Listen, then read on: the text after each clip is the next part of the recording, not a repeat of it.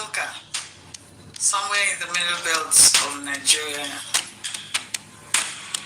there lived an old man, a very rich old man, who had one son, but he had a lot of slaves. He was very rich. He had a lot of slaves. And then he thought to himself what he would do with his belongings, how he would write his will so that no one would cheat his child. So he decided to send this boy to school to acquire knowledge. And by the reason being that when he acquires knowledge, this boy will be able to spend his wealth sensibly, will be able to invest it, be able to use it sensibly. So while the boy was away studying abroad, he thought deeply that, okay, he needed to take that decision of writing his will, and he needed to use this opportunity while the boy was away. So what happened is that while the boy was away, while the man was thinking seriously how he was going to ensure that he made a will where nobody would cheat his child out of it, this old man fell very ill. This old man fell very ill, and he was afraid whether he was going to die before the boy returns from the journey. This old man became so afraid and concerned about what would happen after his demise. He was so afraid that the slaves could kill his son. He was afraid what to do with the slaves. He was afraid how he would write his will. He was afraid of what would happen if he should die before his son returns from study.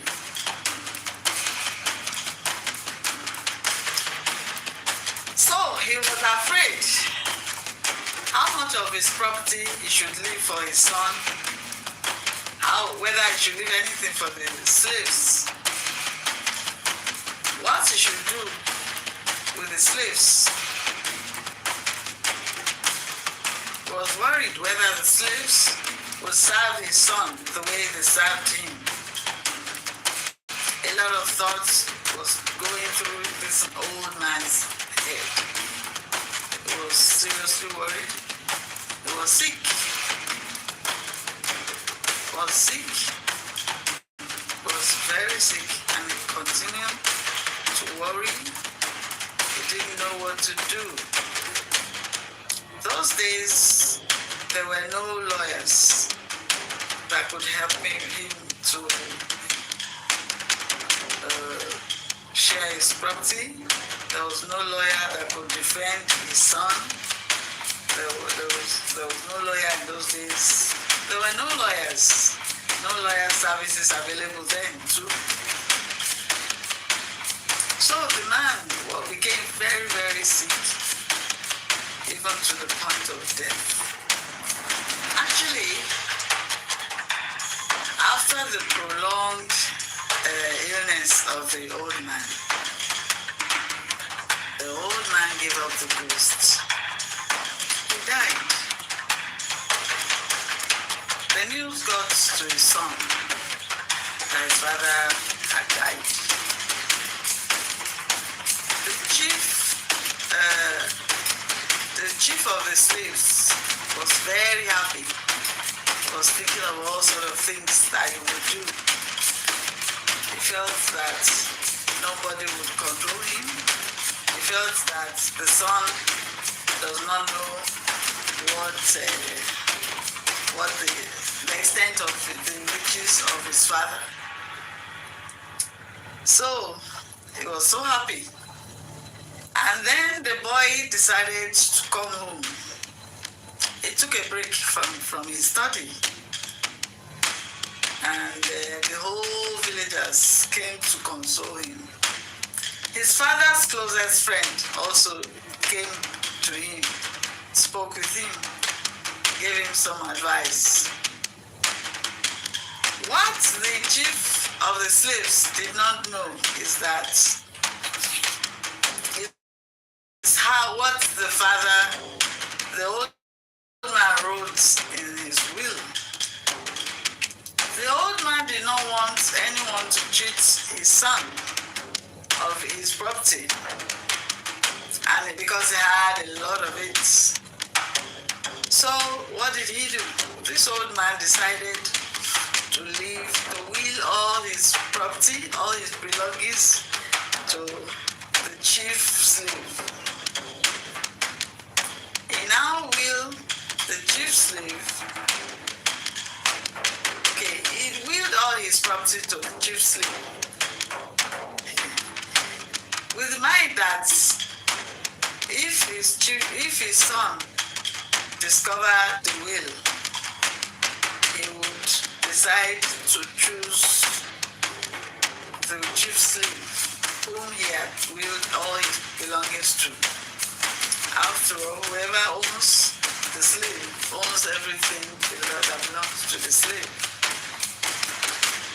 So, when the father's closest friend discovered what this old man had done, he understood immediately what this old man wanted his son to do. So what did he do? He called the boy, advised him that on the day that the whole villagers would gather to share his father's property for him according to the will. That was the practice in those days. Whenever anyone died, there was no lawyer to dispute anybody's property, so therefore it has to be done according to what was written down. Okay, but now in the case of this old man, he willed everything that belonged to him to the chief slave. So this boy thought and thought and thought. At first he was angry. He wondered why his father would have to will everything to the chief slave. He wondered of all the things his father could leave for him. He had to leave the chief slave.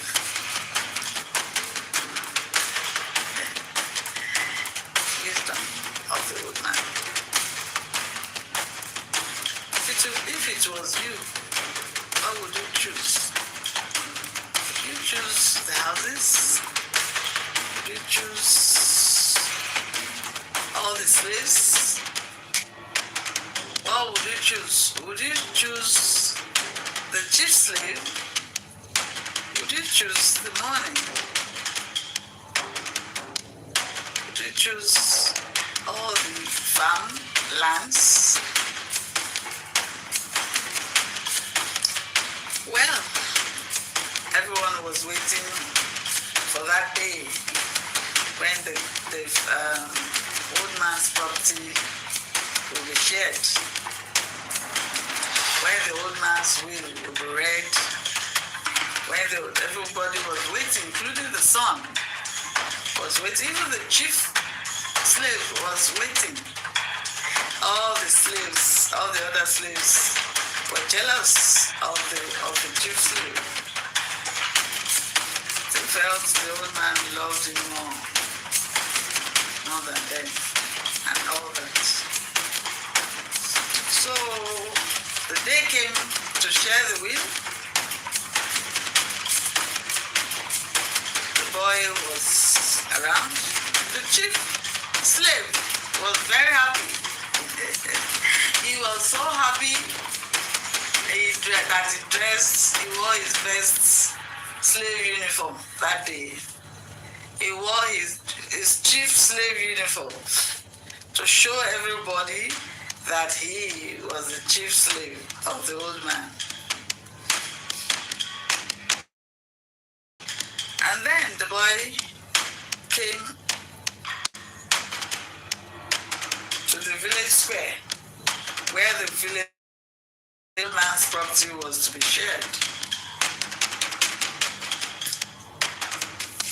Then he remembered his father.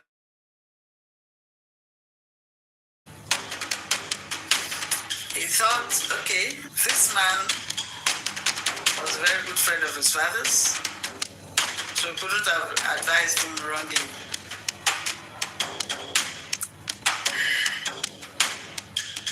Looking at the chief slave as he was just jumping up and down, he felt, man, he had made it in life. The son was left with nothing, and all that. He was ready to go with everything the man had. Did not care about the son. So at the point where everything was handed over to him, the chief slave, as soon as he picked on everything that was handed over to him, according to the old man's wish, he asked the boy to now choose from what is left to be picked. He then chose to pick the chief slave, whom his father had willed all his belongings to. And people said, why? The chief slave was even angry. Why? He said, well, his father willed all his property to him, and he chose him because whoever owns the chief slave owns everything. That's it. That's how it goes.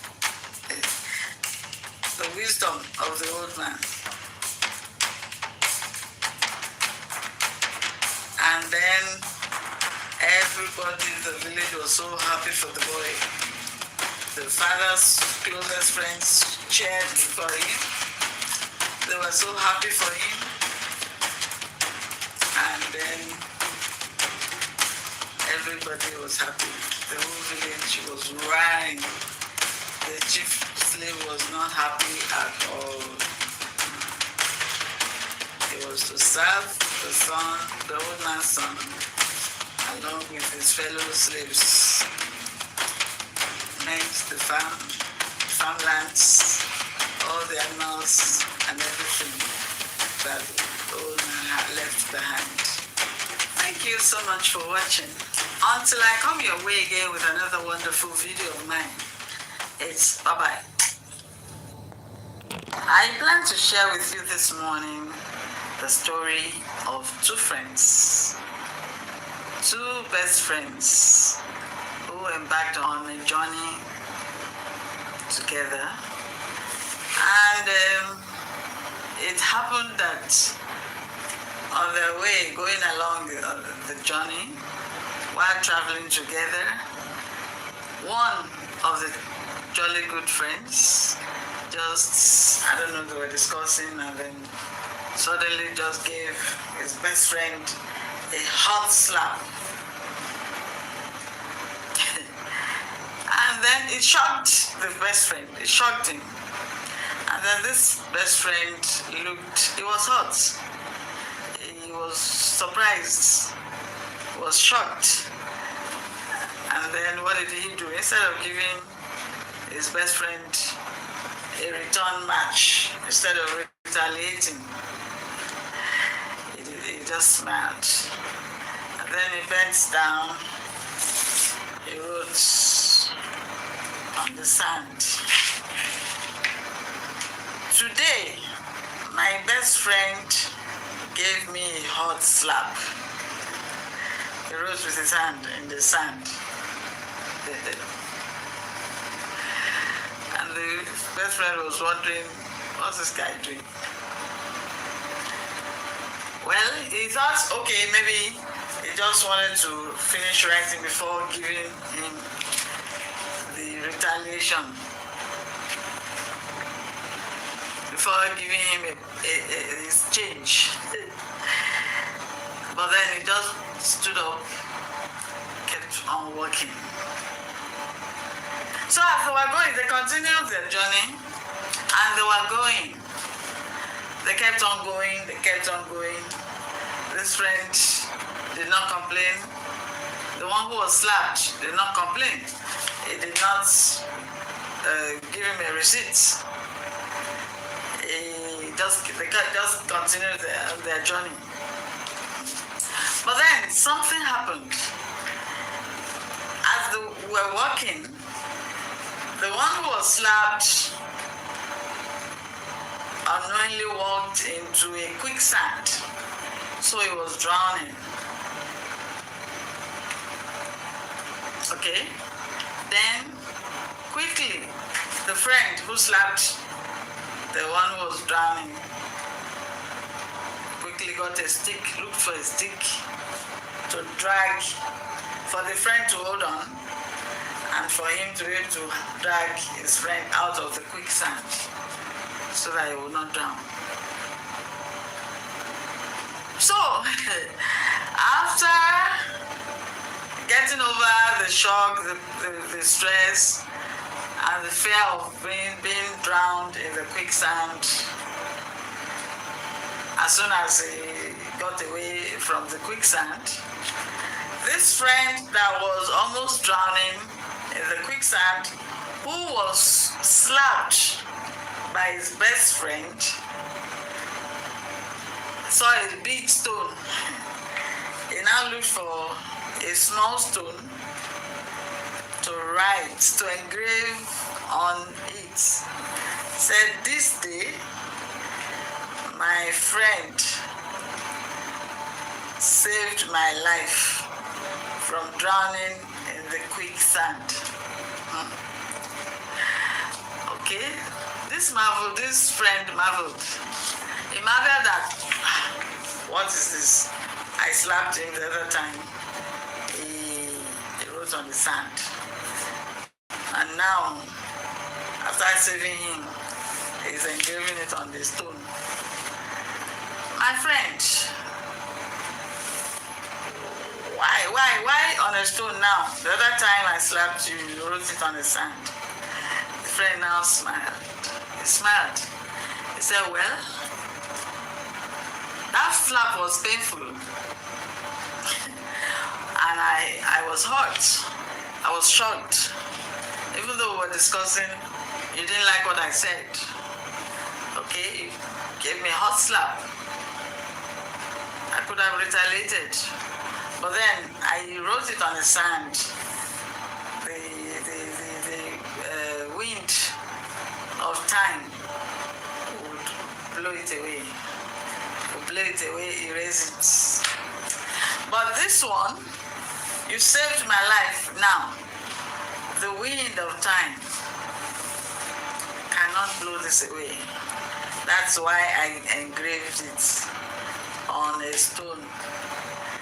So, the lesson here is that whenever someone hurts us, let us write it on the sand of forgetfulness, so that the wind of time will blow it away.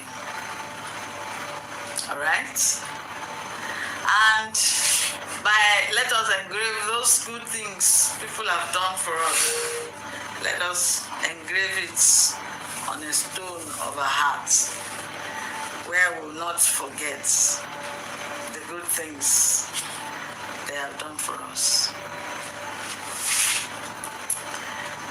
The title of this story is Sand and Stone. Which is better? When you want to write your memories, good or bad, which one do you write, on the sand or on the stone? So until I come your way again with a wonderful video, do well to subscribe, please comment, please like, in the spirit of Christmas, I just decided to share this story with you so that there's a lot of merriment going on. You're meeting long-time friends. You're meeting the larger family that you have not seen in a long time. You're meeting people you haven't seen in a long, long time. So let's, in the spirit of sharing love, sharing joy with one another, let's engrave in the heart, in the stone of our hearts, good memories till when next you will see them again. Or while you're missing them, those will give you, they will serve as good memories that will put a smile on your mind. Put a smile on your mind. And then you look forward to seeing them again with those lovely memories. Thank you. Merry Christmas and Happy New Year in advance.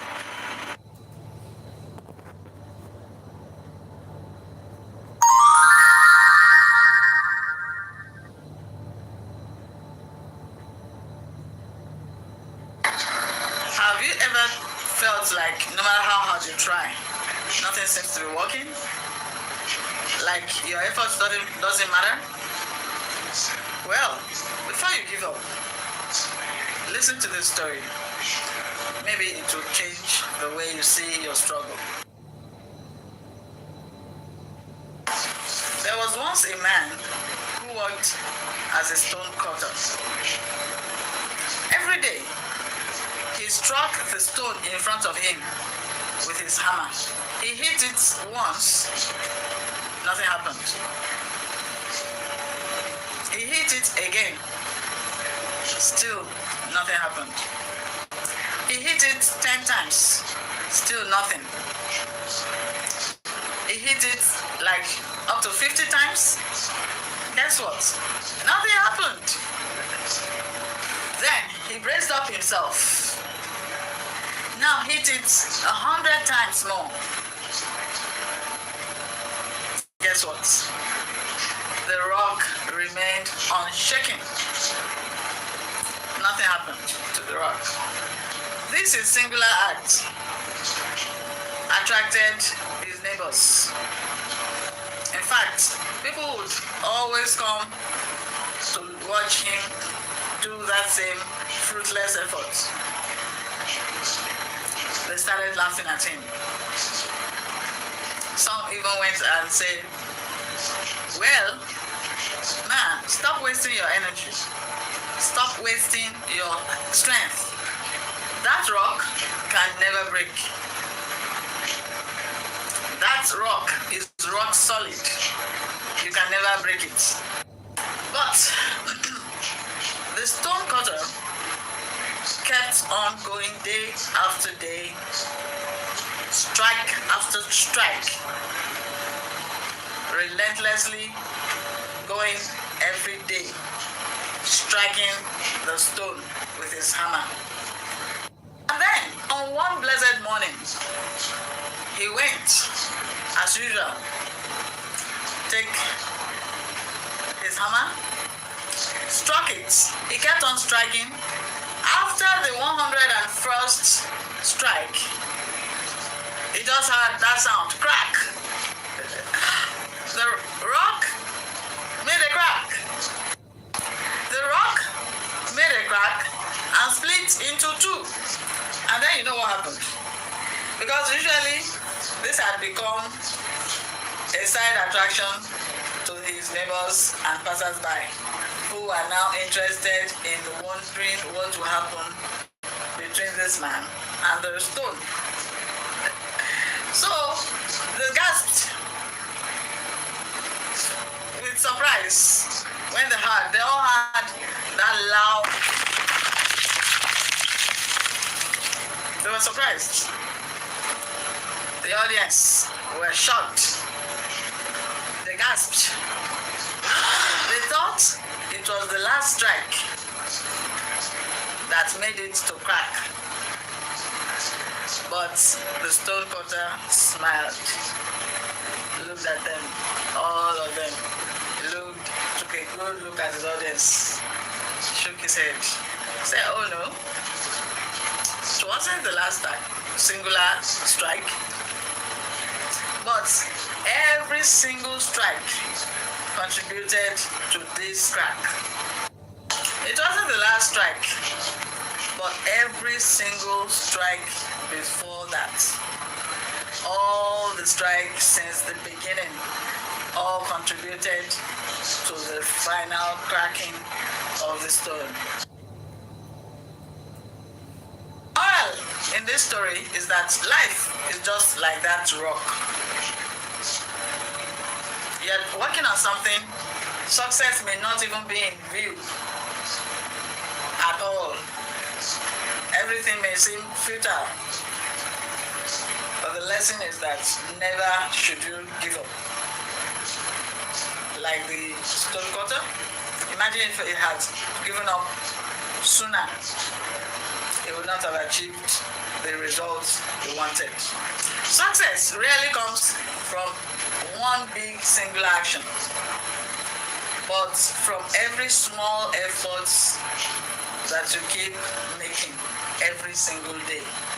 Every effort that you keep making, when you're building momentum, then it begins to add up until the success shows up. You may not see the result at first, but every single effort is building pressure. Every time you try, you're making progress. Never should you give up. Don't even think of quitting. Keep trying, keep making efforts, keep moving forward. Therefore, when the breakthrough eventually shows up, it won't be mere luck. It will be what? The result of your consistent effort on a daily basis. The breakthrough usually comes based on consistent effort that you make on a daily basis. Whenever you feel like giving up, quickly remember the stone cutter. Your next strike might be the one that changes everything. Thank you for watching. Until I come your way again with another wonderful story or video with another topic, don't forget to like, comment, share it with someone to make their day, to encourage them. If you're here to subscribe to this channel, Tiana's World by ChristyNuga, please go ahead and do that.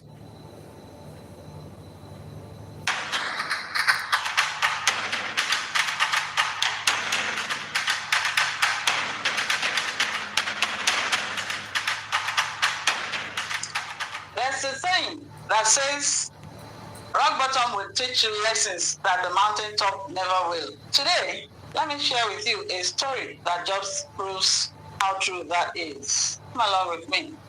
There is a man, his name is David. At the age of 35, his life fell completely apart. Everything started going wrong with him. Mr. David lost his job from a company where he has worked for 10 good years. Little savings he had saved up dried up within months. Then, suddenly, the pressure of unpaid bills started piling up. What do you think? We'll follow next. All his so-called friends stopped picking up his calls. This began to give Mr. David a whole lot of concern, to the extent that he started losing sleep and started experiencing sleepless nights.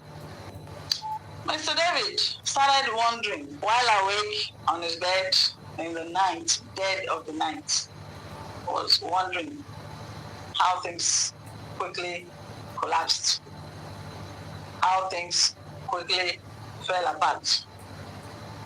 His friends vanished. Well, he had to start to sell things in his apartment, had to sell a lot of things. Started with the cushion, the settees, tables, lamps, a lot of things. So one evening, lying on the floor in his almost empty apartment, then the thought of giving up completely just came up to his mind. So while thinking on how to go about not trying again, what should he do? What does he want? Someone who has given up, who is thinking of giving up, person do?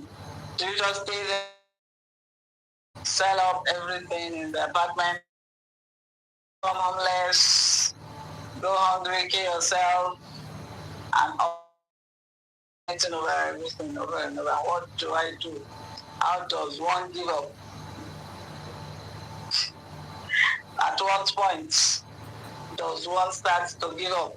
What is the process of giving up? I'm thinking, how do I give up?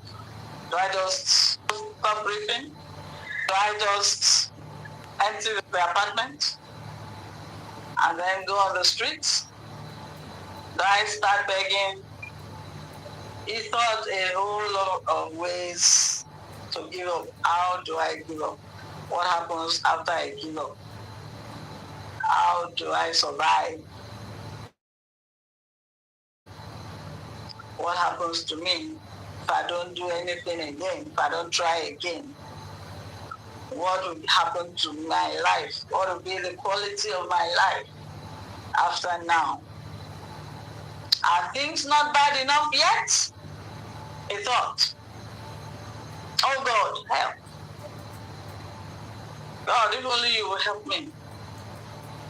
If only you will make a way. He started thinking, didn't know what to do.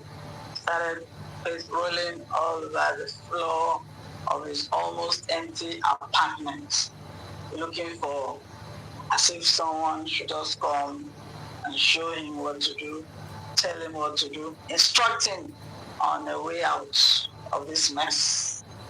So, while rolling all over the place, scattering whatever remained in the place, in the almost empty apartment, something just whispered to him, as if talking to him. Says, what if tomorrow looks different? What if tomorrow, if only you just try, give it another shot, maybe look for a job, maybe look for, maybe you visit someone who used to be a mentor to you, maybe you look for how to try on that business again, if it will click. Or maybe that's your business idea, you can try to look for a partner.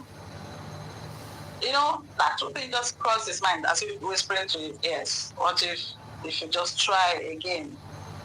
What if something different happens?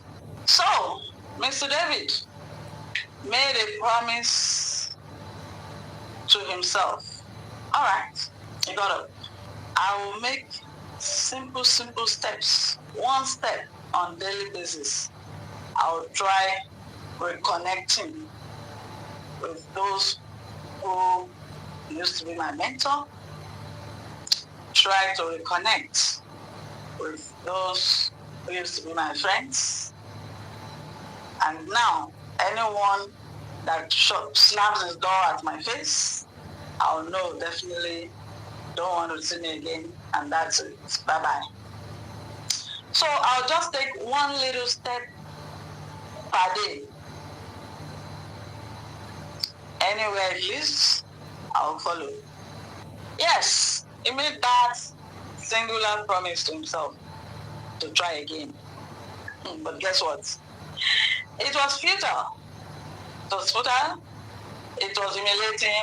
It was a no-no. It was rejected from jobs where he applied to, rejected over and over and over again. It was so humiliating. He almost killed himself. Went everywhere, sharing resumes, but nobody is interested to read. Well, he kept on going about anyway. You know, he promised himself he's going to try. one simple step every single day to apply for a job.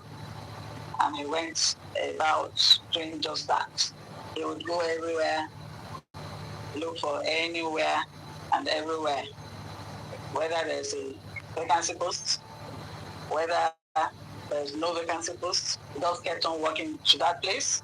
He worked there, dropped his resume, and left. If they like, drop it in the dustbin, he won't care. He just worked on dropping his resumes.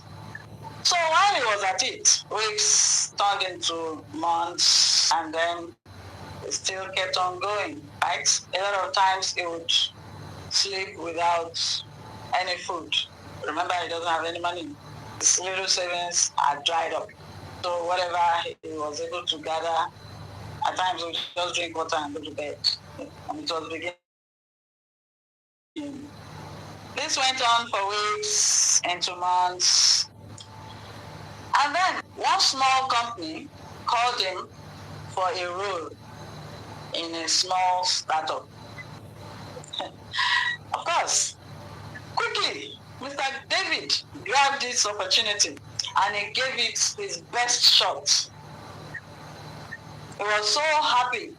Somebody gave him another opportunity after a long while, even on empty stomach with little energy. He didn't mind. He knew that there is light at the end of the tunnel for him. He gave it his best and learned new skills. Slowly, he built his value. David rose in ranks, and years later, he became the CEO of that same startup company that gave him opportunity. Wow, look at life. David, or Mr. David, the man who spent several days going hungry, now can afford to feed hundreds of families. He now is able to feed hundreds of families through the jobs he created. Note this, that his rock bottom wasn't his end, rather it was the beginning of his breakthrough. Well, because he didn't allow it, or maybe you can say it's because the universe smiled on him. Remember this, that life has a way of rebuilding you in the dark, but only if you refuse to quit. Take note, rock bottom isn't a place for you to stay. It's a place to rise from. If you feel like giving up, remember David. But remember this, what he did, promised to himself, he would take one small step every day, and it worked for him. Try it. Maybe it will work for you too. If this story has resonated with you, share it with somebody who may need it. Like it, comment. Until I come your way again. If you're yet to subscribe to this channel, Tanner's World, do not hesitate to do that. Thank you very much. Right now it's a wrap. Bye-bye.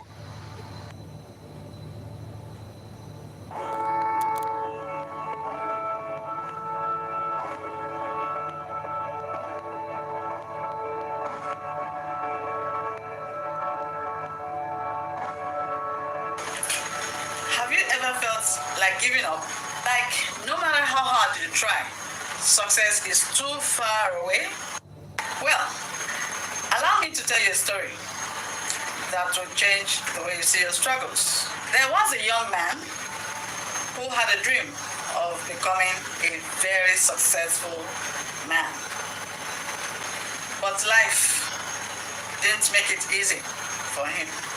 He failed in school. He was rejected from jobs and tried all sorts of jobs. It still wasn't good enough. This made everyone around him that knew him to tell him that with the way he's going, he'll never make it. The pain of failure followed him everywhere. One day, after yet another rejection, coming from a job where he was just turned down, no vacancy, to try and see if they could use him. And after a week, they told him, sorry, he was just not good.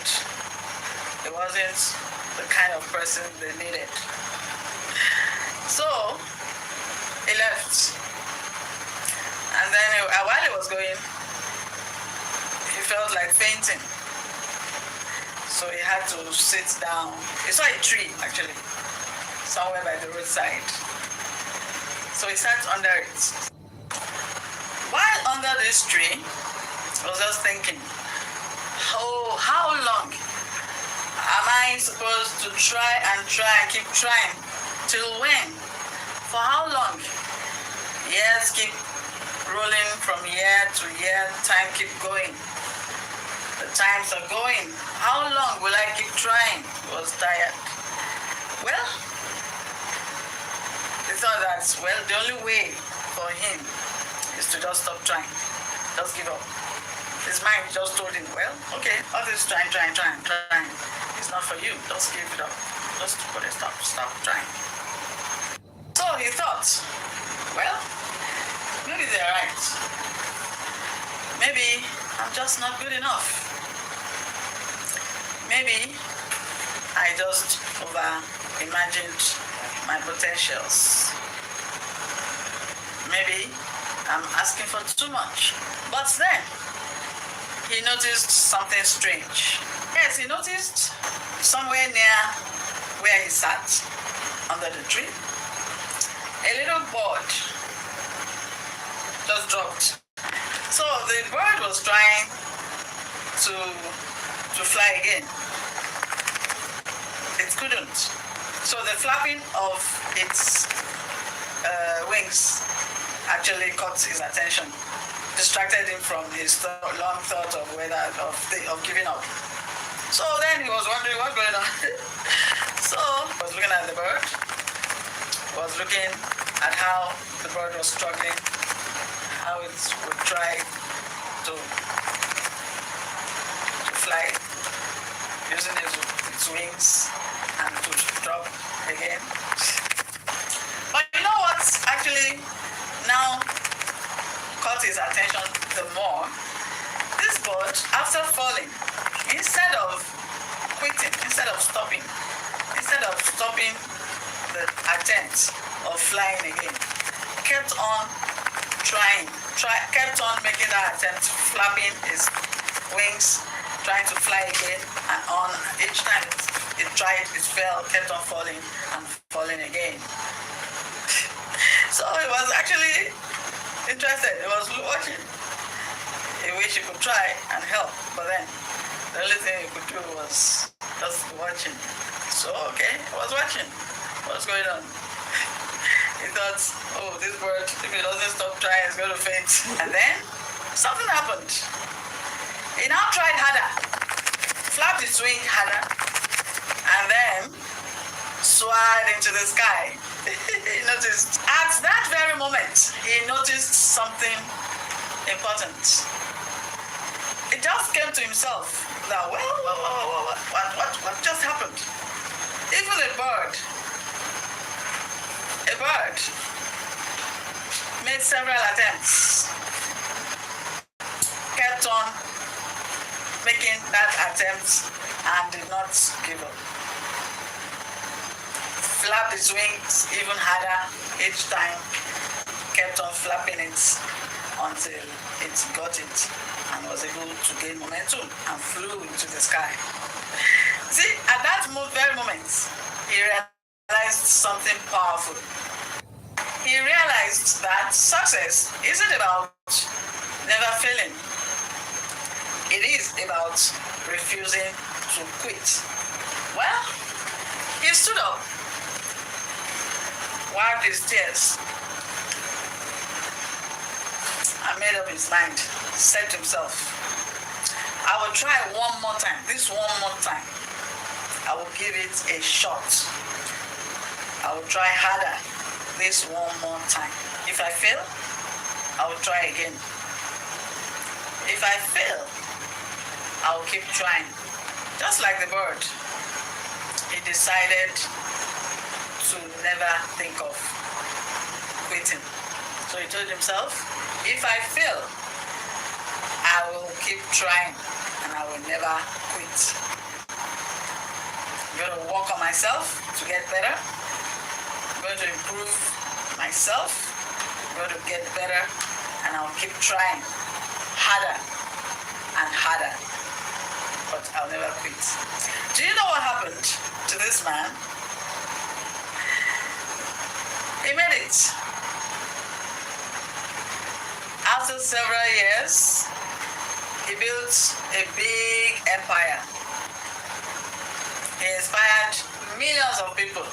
He kept on telling his stories to anyone that he found trying to give up. And this inspired everyone, and everyone came to listen. With this, his achievement, he was able to prove everyone who had told him he would never amount to anything. He was able to prove them wrong. Not only that, he achieved something. He inspired a lot of people, helped them to also achieve something. And he was able to motivate a lot of people into not thinking about quitting. You might say, well, he kept on trying, but he failed, he kept on failing. He was going to turn down severally. Well, he was only able to achieve this because he made up his mind to keep trying. He was able to get to this point where his stories is inspiring millions of people all over the world. He was able to do that for one singular act. He told himself he would never stop trying. He told himself to never quit. He made up his mind to never stop allowing anyone reject him. He kept on improving on himself, and he kept on trying and trying again. This man refused to give up when life got tough. You need to raise up yourself, even as your challenges are telling you to your face, no way for you. You need to toughen up and tell yourself, yes, way, there is way, and I'll make it. Tell yourself, sack yourself, and tell every fiber in your body that you will make it. That's the way forward. Remember this. Failure isn't the end. Rather, it's the beginning of your comeback story. If he had given up, there wouldn't be any story to inspire anybody. But today, his story is sweet. When life knocks you down, rise up. Raise up yourself. Because your breakthrough may just be one more try away. If this story touched you, don't just keep it to yourself. Share it with someone who needs hope today. Never forget that you are stronger than your struggles. Thank you for watching. If you are yet to subscribe to this channel, please do so. Comment, like, and let me know how this story has resonated with you. Remember to keep watching Tiana's World by ChristyNuga. Until I come your way again with another wonderful story, it's a wrap for right now. Bye-bye.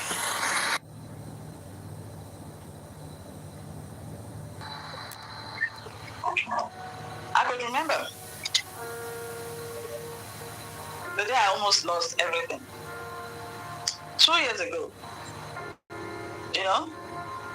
I sat on my bed. The rain was falling, but it was more like it was raining in my heart. Something happened so much that I don't know, I was just almost giving up. I almost gave up. It's not easy. You're pursuing things, you're working hard, and things are not just gelling. They're not just falling into place.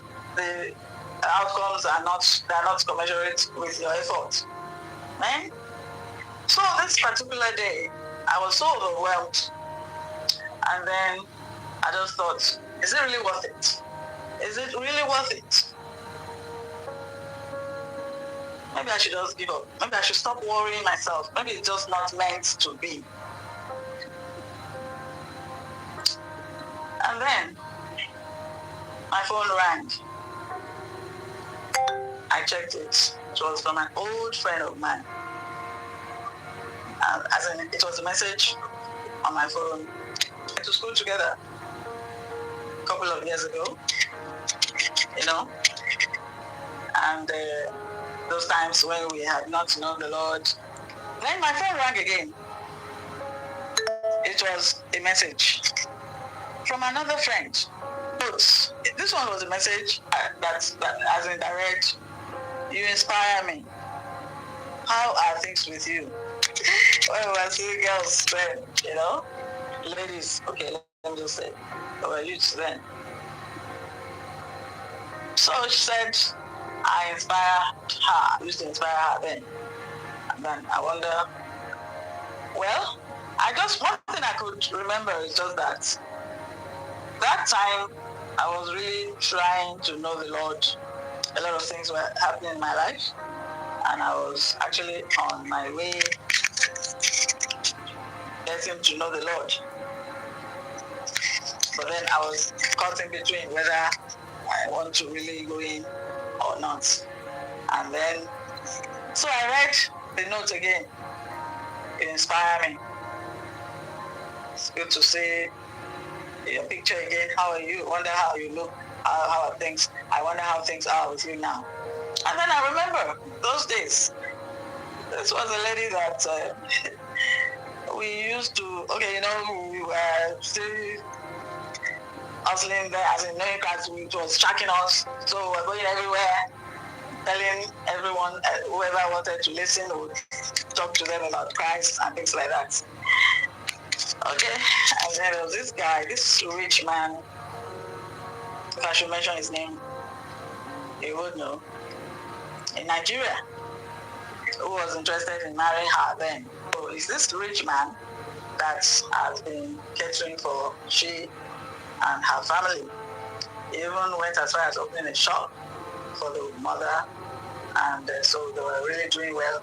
The business was moving and things like that. So because of that, she didn't want anything to do with me and my friend. Well, it got to a point where I wanted to do something. It was just not pulling through. I was thinking, my mind was saying, are you sure this? I almost gave in. I almost stopped. Actually, that's why parents need to check once in a while, even though your children are growing up. Still check on them. How are they doing? What they say they're doing. Okay, mommy, I'm doing this, I'm doing that. Yes. What exactly is it that you're doing? Be interested. Be more active. Be involved in whatever they are doing. I almost actually lost my life. I almost lost everything. But thank God, because brethren rallied around me, and there's this youth group. Because I was new, I nearly gave my life to Christ. I and my friends, they would come for, after fellowship, if they didn't see us, they would come look for us. And, all right, so the issue that I just remember that time when I almost lost everything, including my faith in Christ. See, this particular day, I don't know what came over me, and then I normally didn't used to go to that place. Normally, I didn't used to be careless when it comes to things that has to do with business. I didn't used to be careless, but then I just felt, okay, this is a friend that I've known, and then let me just go.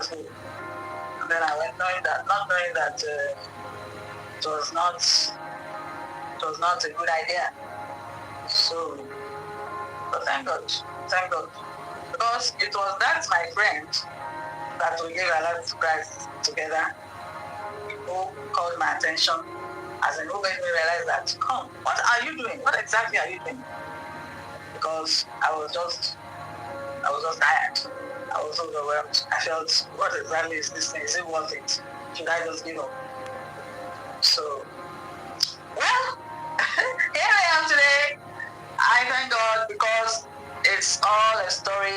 and the Lord made it to be so. I'm thanking God, and the Lord is at work. Thank God. Well, here's what I learned. That's many years back. That giving up, if I had given up that day, I would never have received the reward that came to me much afterwards. That's number one lesson. And I want you to know that giving up is a prevention of whatever you would have gotten. So giving up is a no-no. It's a bad idea. Never even think of it. Again, another lesson that I learned from that singular experience is that the darkest moment usually come up just at the brink of one's breakthrough. See, the darkest moment usually shows up just at the brink of one's breakthrough. So you need to be aware. You need to be sensitive. You need to, even at times one may not know what one is doing, but if you are around somebody who cares enough to know to watch who is watching what you're doing and things like that, can call your attention. Hello.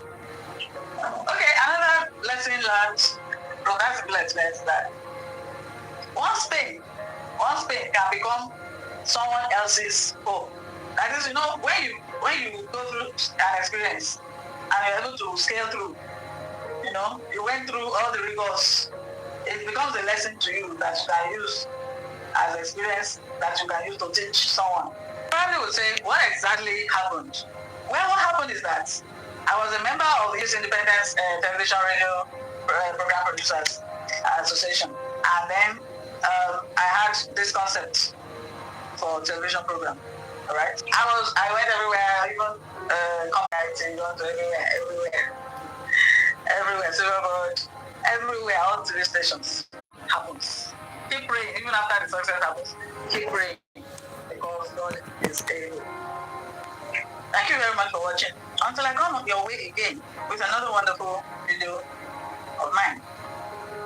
Subscribe, like, comment. Let me know in the comments what part you enjoyed in the story. Thank you very much. Share it with your friends and family. Remember to engage, not just subscribe, engage with my videos, watch and like it. Share it with friends, with everybody. Thank you very much. Always watch the as well. Today, I did my share in building the nation.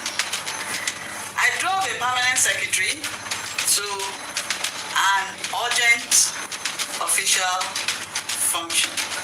I drove a permanent secretary to a special function at the VIC. The menu reflects its importance. Cold beer with small talks, fried chicken with a lot of niceties, wine to feel the hollowness of the laughs, ice cream to cover the stereotype jokes, coffee to keep the PS awake on the return journey. I drove the permanent secretary back. He yawned so many times in the back of the seat while I was driving him home. Then to keep him awake, he suddenly asked, "Did you have any lunch, my friend?" I replied, looking straight ahead and secretly smiling at his belated concern that I had not, but was slimming.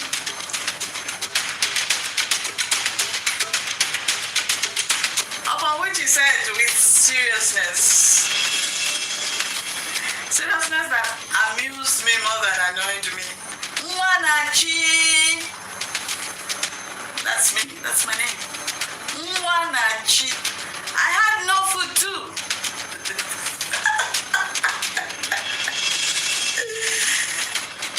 I was busy attending to the matters of the state.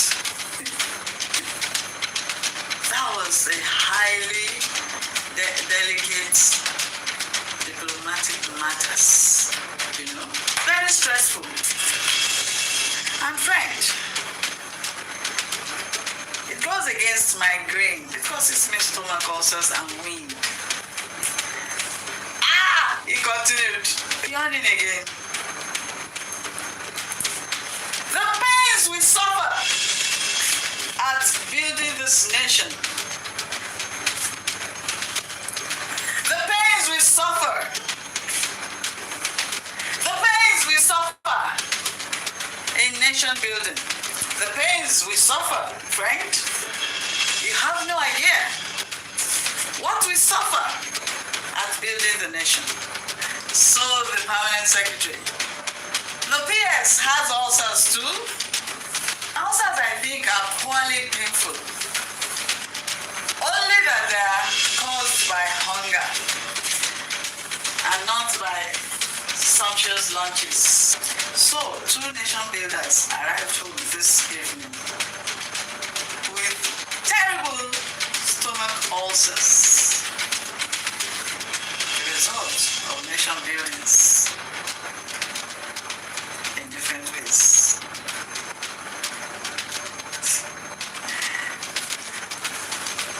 Thank you, as you like it, as you comment, and please do not forget to share it. If you are here to subscribe to my channel, thank you. Please do subscribe. Till I come your way again. Bye-bye. Merry Christmas in advance.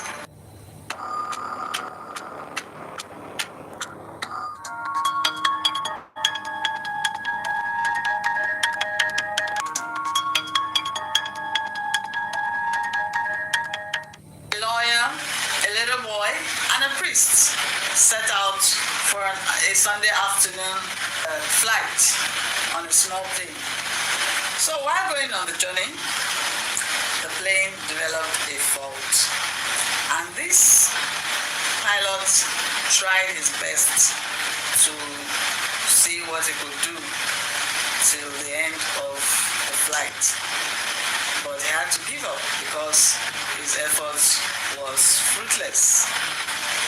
And then, so that everyone will not crash, we decided to announce to the passengers, hello everyone, there are parachutes here, the plane is going down, I've tried my best, everyone pick up your own parachute and then jump. So, he yelled. Unfortunately, there are only 3 parachutes remaining. The doctor grabbed one parachute, said, I am a doctor, I save lives, so I must live. He jumped. Then, the lawyer picked up the parachute and shouted, I am a lawyer, one of the smartest people on earth, I must live. One of the smartest people in the world, I deserve to live. He also grabbed a parachute and jumped. Then, the priest looked at the little boy, told him, boy, I have lived long enough. I've seen a lot. You are still young. You have your whole life ahead of you. Take this parachute and live a good life. Guess what the little boy said to the priest? The little boy said, Father, oh, Father, take the parachute. The smartest man in the world, the smartest person in the world, just picked my backpack and flew and jumped.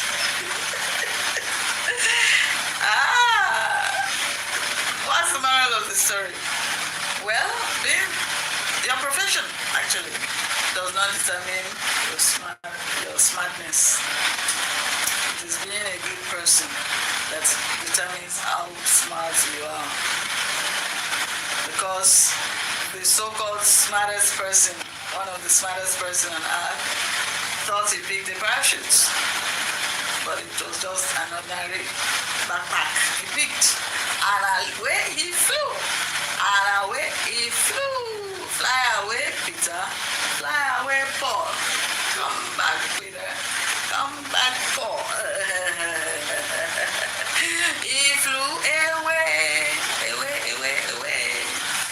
He flew. Thank you very much for watching. Subscribe if you're yet to subscribe to this channel. Thank you for watching. And comment, like, share with your friends and family. This is a motivational story for us to always look out to be nice to people. Why? Because he could have looked out to how he would share the parachute. Maybe somebody will carry the boy and they can share. Okay. So, but then he was just concerned for himself.